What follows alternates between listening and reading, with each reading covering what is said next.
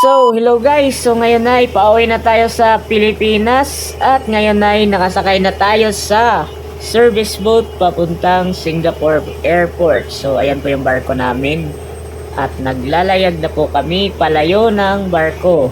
At ngayon po ay dadalhin kami sa Marina Port or kung saan kami ibababa. Dito guys, tanaw na tanaw natin yung Singapore. Ayan po, Marina Bay.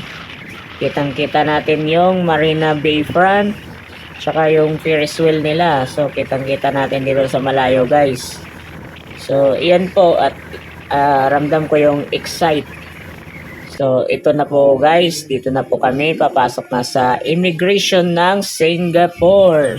Pipila kami guys para papasok sa immigration para ipapacheck yung mga baggage namin, lahat-lahat, mga documents. Ayun guys, at nakalagpas na kami sa immigration at waiting na for departure. Habang waiting sa departure, window shopping kasi sakto lang yung perang naiuwi galing sa barko. Kaya simpleng window shopping lang ang gagawin natin guys. Tingin-tingin lang muna kasi mahal yung mga paninda sa airport. Hindi natin afford. Sobrang mahal pag sa loob na siya ng airport. Ngayon, gagawin natin is window shopping lang. Window shopping lang sa Kalam, guys. Yan po. Naglalakad kami papuntang naghahanap kami ng makainan kasi nagugutom kami. Kasi hindi pa kami kumain. Yun na nga, dito na kami sa kainan, guys. May sila. May empleyado na silang robot. Robot na guys yung kumukuha ng mga pinagkainan nyo.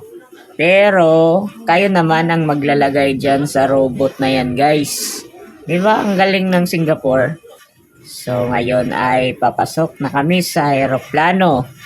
This is it. Pansit. See you Pilipinas. Yan na guys. Papunta na kami sa aeroplano guys. At dala-dala ko na yung ticket ko.